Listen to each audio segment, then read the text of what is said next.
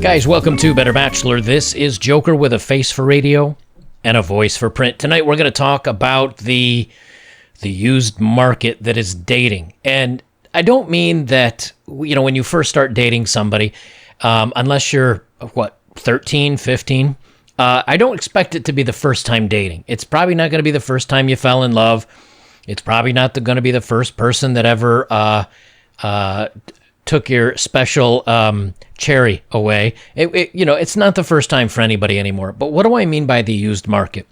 What I mean is that when you go in to buy a car, because that's the most often thing that is purchased used, they come in various stages of used. There's the secondhand one that was driven off the lot. They drove it for a month, and it was returned, and it wasn't quite right for them, but other than that, it's new. It's got a couple miles on it, but other than that, it's pretty new. Then there's some other ones that, hey, got the job done for a couple years. I like trading it in for every year or two. Then you've got the ones that are in the back of the lot from 1986. The paint's worn off. The interior smells like an old cat. And it's not looking so good, and it barely runs, and it's got one flat tire. That's pretty much what dating has turned into, is just that car.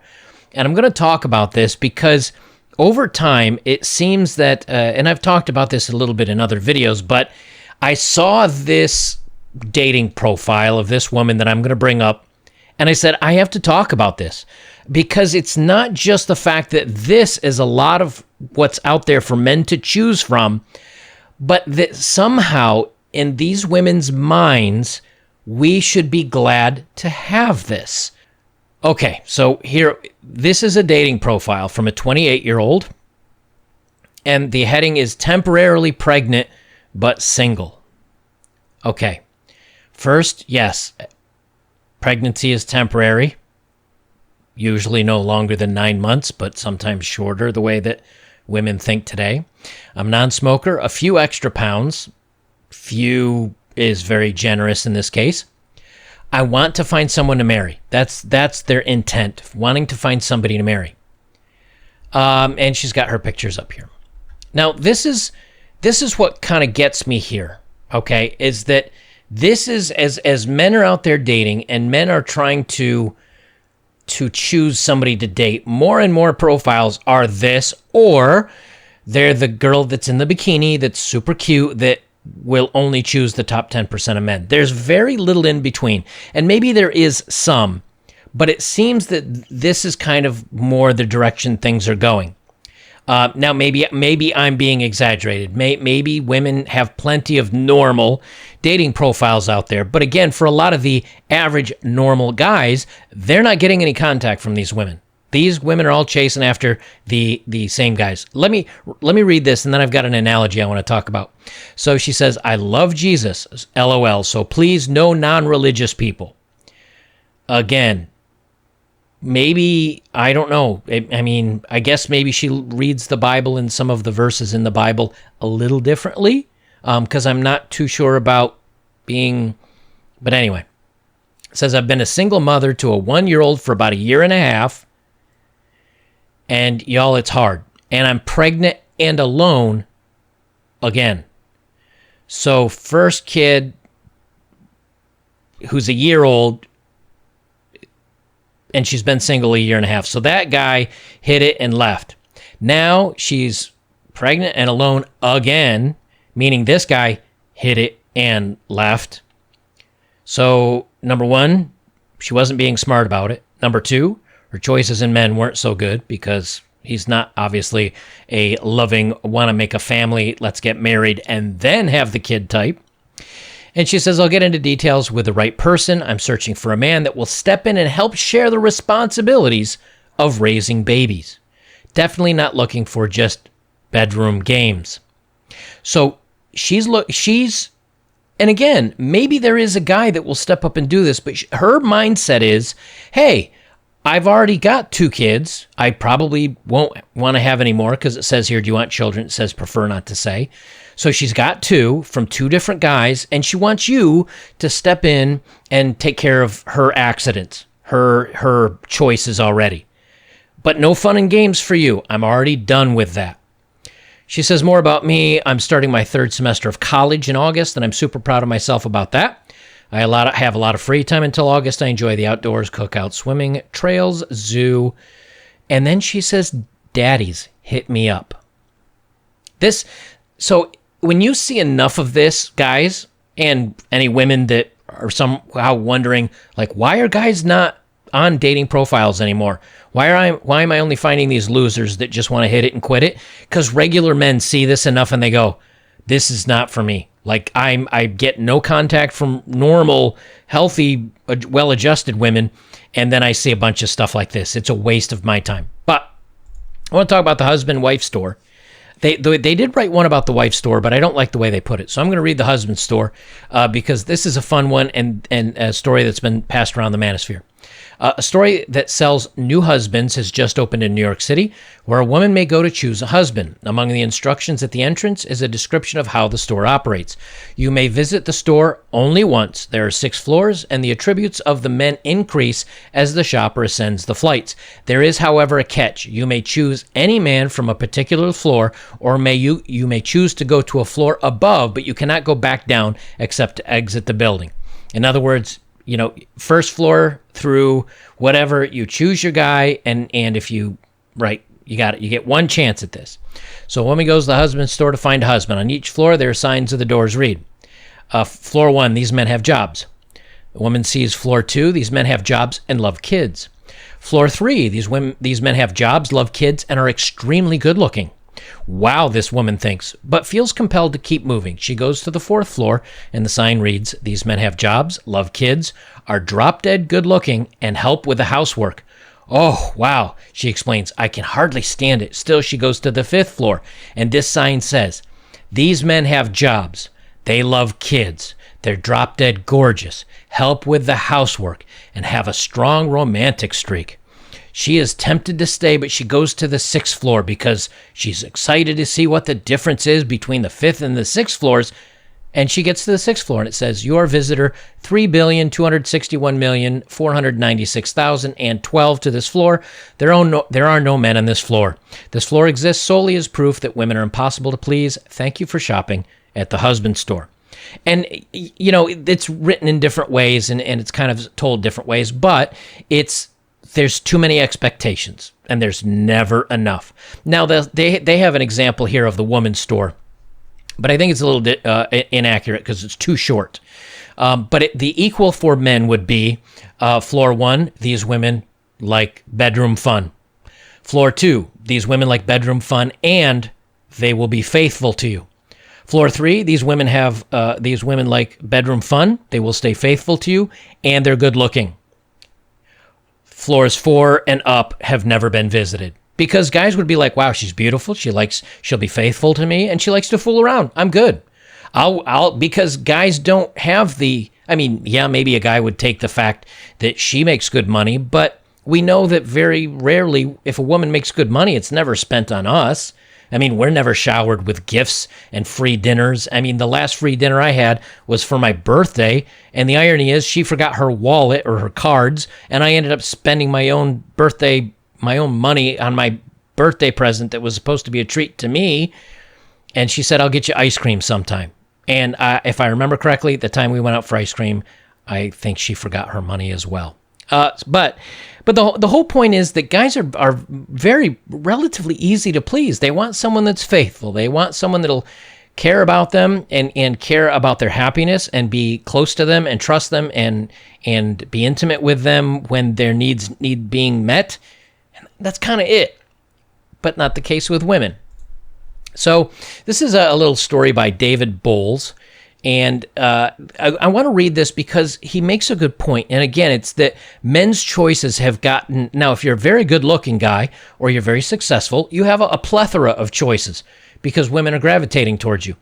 But it's another case where, again, men's choices are very few and far between nowadays, and the choices that they're getting are not up to their snuff because women are now pushed towards finding Mr. Perfect. They'll sleep and they'll have fun with Mr. Casual, Mr. Good Times right now, but then they're not going to find Mr. Perfect. And when they realize I'm not going to find Mr. Perfect and he doesn't exist, then they end up settling. And this is the story that I thought of that I thought was, I think it's from the movie Saw.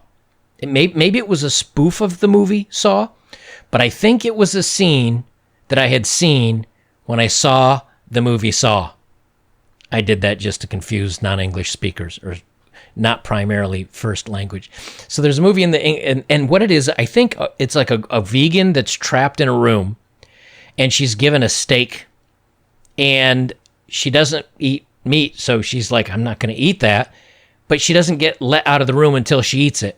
And the longer she sits there, the older that meat gets, and the more spoiled it gets, until it's to the point where it's rancid and it's going to make you sick. Had she just eaten it when she was first given it, yes, she might not have liked it. It may have grossed her out, but she wouldn't have actually gotten physically ill or maybe food poisoning or something from just eating it. That's kind of how I feel women are in the dating scene today. Is that, you know what? When I was younger, when I was whether it was in high school or college or in the military or first getting, even 10 years ago, I would date women that I thought were cute. They thought I was attractive. We got along well. Granted, things didn't work out in the long run for usually most of the same usual reasons. But it was kind of, on the same par. But then I noticed after a couple of longer-ish term relationships of a year and a half, 2 years, and traveling overseas and being busy with things, in like 5 to 8, maybe 10 years, things changed so much because all of a sudden I was getting no matches. Not even from women my age, not even from women I thought that were around my attractiveness level. Maybe I've gotten a lot uglier than I realized. But all of a sudden, it was really impossible on these dating apps. And then I noticed my female friends, and they were all saying, it's just, I got a boyfriend, and things are okay. I don't know if it's going to last that long. And I'd see pictures of these guys. These were good-looking guys. They were successful guys.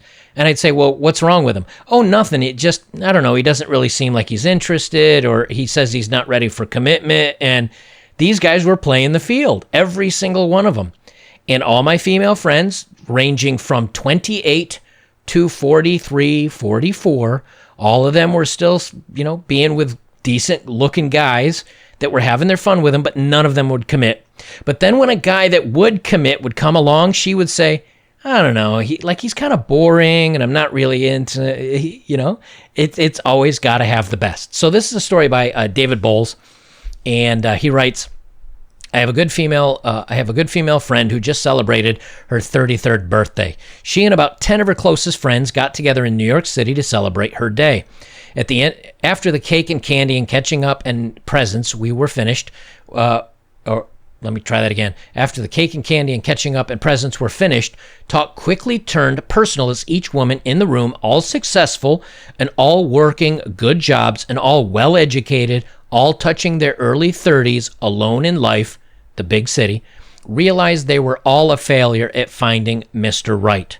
And he says this is about 10 women, early 30s, successful, couldn't find their Mr. Right, and settling down into a marriage and raising a family, even though that's what they said they wanted more than anything.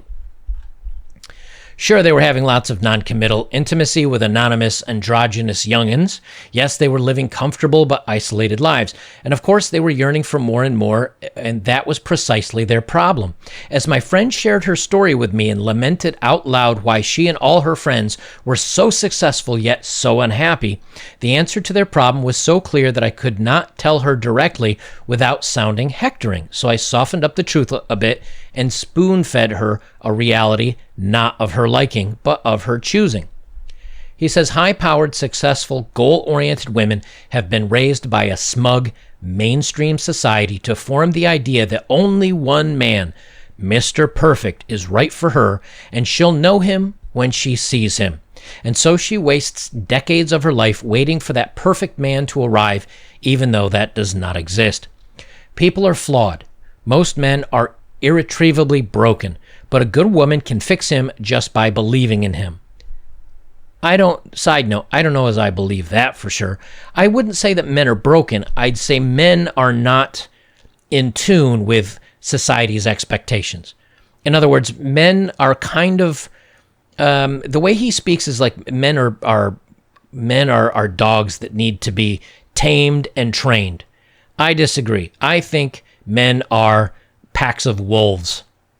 If I had to pick anything, we're good in packs. We're good around others, but we can also be the lone wolf and do our own thing. Some are okay at following, others like to lead. But very rarely can you tame a wolf and still have it happy. You know, a tamed wolf is not going to be happy. A trained wolf. And to the alpha wolves, to the real independent men, you can't tame them. They are untamable. And so they can do well in the pack still, but they're never going to follow along and do what others want them to do. So he continues on. There's no such thing as the perfect man or even Mr. Right. I'm not suggesting you lower your impossible standards for finding the right mate, but you might want to relax your checklist for acceptable suitors for fathering your children. Oftentimes, Mr. Good Enough turns out in the end to be your Mr. Perfect because you're able to live through the flaws to see the real goodness in the man that your previous societal brainwashing has prevented you from directly witnessing. Would you give up your money and your career for a man? What about Mr. Perfect? If you give it all up for the perfect man, then what about sacrificing a third of it to settle down without settling for Mr. Good Enough? And the happiness you will discover will repay your sacrifice threefold because you will find earnest feelings and genuine love you only previously experienced in your dreams about meeting Mr. Perfect. When our conversation was over, my friend didn't quite believe me. She decided she would wait as long as it takes to find the right man because cheating herself with Mr. Good Enough is something she'd never forgive herself for doing.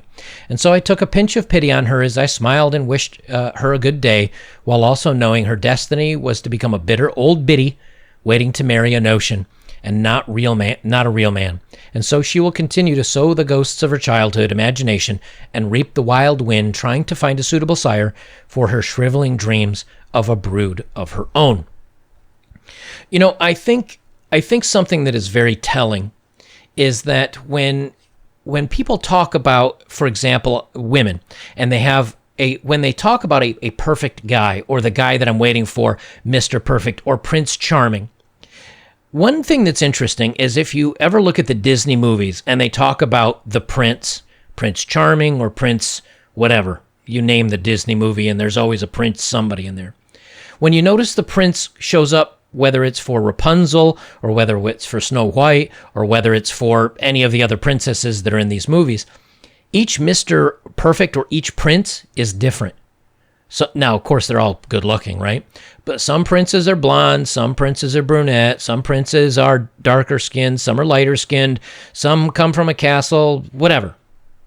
One was a frog you had to kiss to turn him into Prince Charming, I guess it was. So he was a frog that she needed to love, and then he turned into a prince. But none of those princes are the same guy. None of them look the same. None of them are the same. Look at Beauty and the Beast. The Beast was ugly, but rich.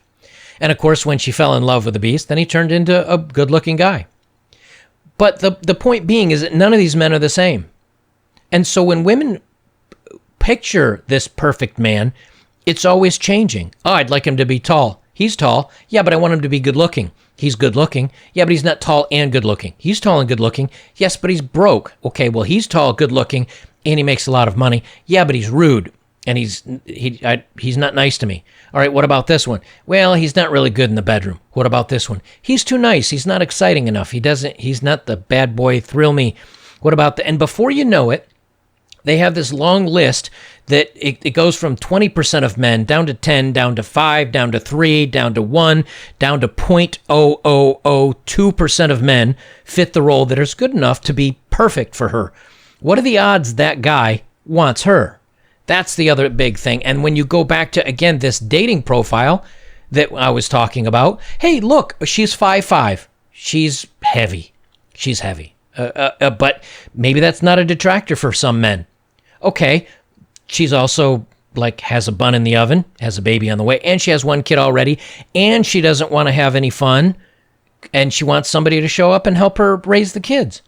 What's in that for men? At what point does any of that sound good for men? And do you know the best part about this? The most ironic part is there are still men out there today that would look at her and say, you know what? Her face isn't too bad looking. Maybe she's just heavy because she's pregnant. But maybe she's nice and she's a little religious, and maybe there is something out of here that I can work with. And I guarantee you some guy sent her a hello message. And what do you bet she looked at his picture and saw that he's not Mr. Perfect, and she said, ew, no thanks. He's short. He's fat. He doesn't make enough money. But he may not be bringing much to the table, but you're bringing nothing. And that's where I think the disconnect is. Guess what? What are these women bringing to a man's life? A lot of guys say nothing. A lot of guys say not enough. A lot of guys say, I don't really see anything here. There's nothing here for me. And if that's the case, why should a man marry her? Now, yes, he got her in the motherly way, but I'll go so far as to say, what if a guy doesn't want kids? Or what if a guy says, you know what, I know what the courts are like. I know what divorce court looks like. I'm not interested. Okay, now that guy's not interested in marriage. Maybe that guy's not interested in kids. What does the guy have to gain out of these relationships? Nothing really. The youth is gone. The beauty is gone. The bedroom fun and the excitement and the good times are all gone. It's settle down time. We need to be adults. We need to have a family or take care of my family, and you get to be dad. I don't know too many men that are into that. So when you wrap all this up under a bow, men just look out there and they're like, it's an entirely used market. The new ones that I want don't want me. And so I'm stuck with these used vehicles coming to me with kids from various partners, coming to me with a very high body count, coming to me with poor jobs, not much to offer, and yet I'm expected to be the excited and the lucky one. We're not having it anymore. Just another example of why men have opted out of dating and relationships. Guys, I went a little long on this one. I appreciate you hanging in there with me if you did so far. For those of you that have donated to me recently, thank you so much. It means very much to me. Best way you can support my work is to like, comment, share, subscribe, and check out my older videos. I'll leave it there. This is Better Bachelor. I'm Joker. And remember, women, you have to stop thinking you're the prize. You have to come to the table and say, what do I bring? And then try to find somebody that has the equal or equality, the same settings as you do. If you're bringing 5 to the table, look for a 5 or a 6. Maybe you get a 6 if you're lucky. But to have the expectations that women are having today and thinking that they deserve so much more than they're bringing to their side of the relationship, the internet exists now. Men know better. Men have learned, and they're not going to fall for it the same way that they used to in the past.